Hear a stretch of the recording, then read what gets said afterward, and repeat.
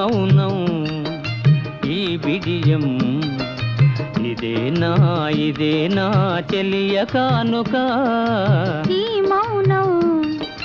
ఈ బిడియం ఇదేలే మగువ కానుక ఈ మౌనం